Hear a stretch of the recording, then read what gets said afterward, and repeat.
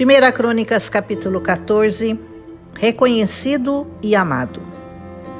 Quando Hirão, rei de Tiro, envia mensageiros até Davi para lhe oferecer madeira de cedro, pedreiros e carpinteiros que lhe edificassem uma casa, Davi se dá conta, com toda certeza, de que o Senhor lhe havia confirmado como rei sobre Israel, porque o seu reino havia sido exaltado por causa do seu povo Israel.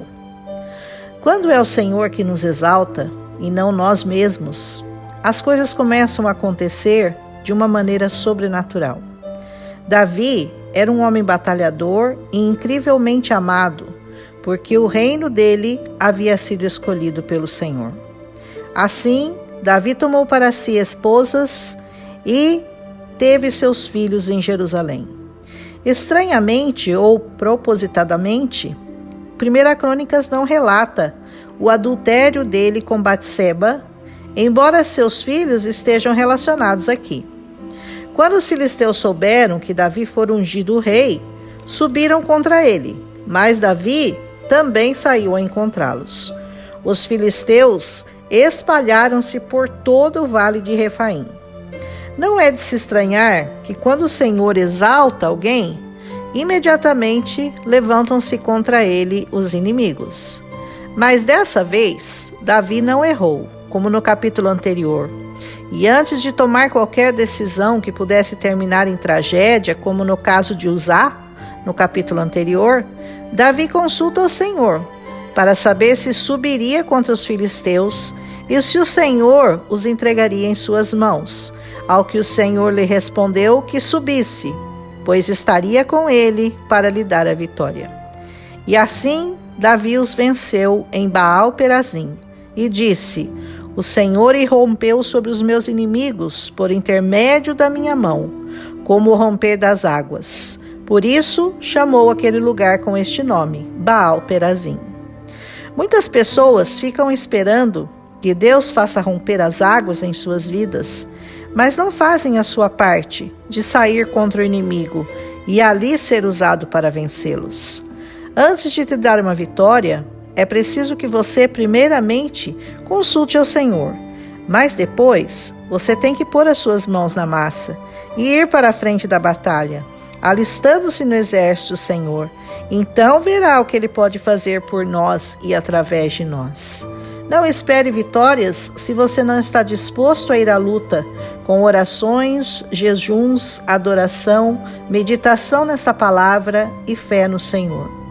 Não pense que alcançará coisas grandes do Senhor assistindo a Netflix e comendo pipoca e dizendo: o Senhor sabe que eu o amo. Não preciso ir aos cultos, nem orar, nem dar o dízimo, nem estar em comunhão, nem ler a palavra. Deus conhece o meu coração.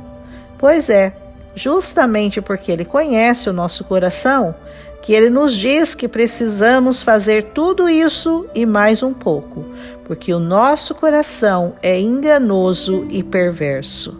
Jeremias 17:9 nos diz: enganoso é o nosso coração, mais do que todas as coisas, e desesperadamente corrupto. Quem o conhecerá? Meu irmão, seu coração é perverso, corrupto e vai te enganar. Se não for o Senhor para guardá-lo do engano, guardá-lo de você mesmo, você entrará por caminhos errados e tortuosos. Manter-se na presença do Senhor é a nossa única esperança de nos guardarmos do mal que está em nós. Davi derrotou seus inimigos que fugiram e queimou seus deuses que eles deixaram para trás durante a fuga. Um Deus que pode ser queimado porque é feito de madeira, ou de prata, ou de ouro, não pode com certeza te livrar de nada, nem de ninguém. Ai dos que nele confiam.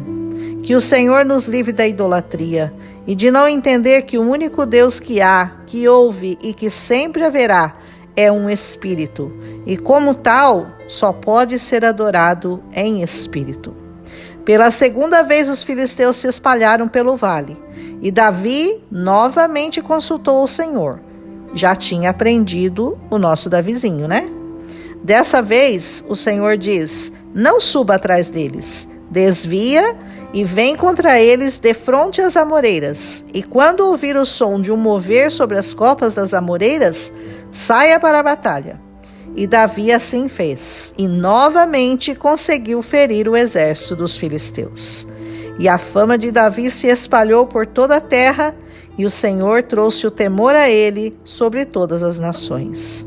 É incrível como Deus não só nos diz para ir para a batalha, como nos dá as estratégias exatas para fazê-lo.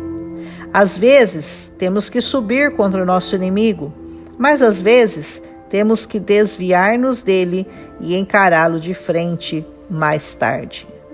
Deus mostra a hora, o lugar e a maneira correta de lutar. Mas como eu faço para ouvir Deus falar e me dar as instruções?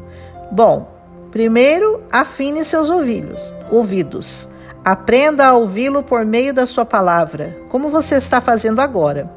Depois, se precisar, há homens e mulheres de Deus nessa terra para serem porta-vozes do Senhor. Busque-os, ouça-os, aconselhe-se com eles, dê ouvidos a eles, ouvidos de conselhos de pessoas sabidamente fiéis a Deus e tementes à sua palavra. Deus ainda tem servos nesta terra. Busque orientação para que seu coração não te engane e que assim você possa fazer aquilo que o Senhor tem preparado para te dar a vitória. Eu creio que quando nós chegarmos diante do Senhor no grande dia do juízo final, Ele nos mostrará de tudo que nos livrou e de como vivemos a nossa vida e erramos fazendo o que Ele não nos mandou fazer. E como a nossa vida teria sido se tivéssemos feito exatamente como Ele planejou para nós. Deus tem planos para você, planos para mim, planos para cada um de nós. E os planos dele são bem maiores e mais perfeitos que os seus. Jeremias 29:11 nos diz: porque sou eu que conheço os planos que tenho para vocês, diz o Senhor, planos de fazê-los prosperar e não de causar dano, planos de dar a vocês esperança e um futuro. E aí, já decidiu? Vai continuar seguindo seu enganoso coração? Ou vai começar a dar ouvidos aos planos do Senhor para você? Provérbios 16:3 diz assim: consagre ao Senhor tudo o que você faz e os seus planos serão bem-sucedidos. Mas veja bem, tudo é tudo. Não é uma parte, não é um pouco, é tudo. Amém? Boa foi essa palavra que o Senhor falou.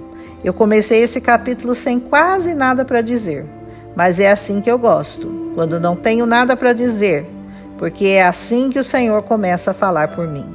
Porque dele, por ele e para ele são todas as coisas. Um abraço e até amanhã.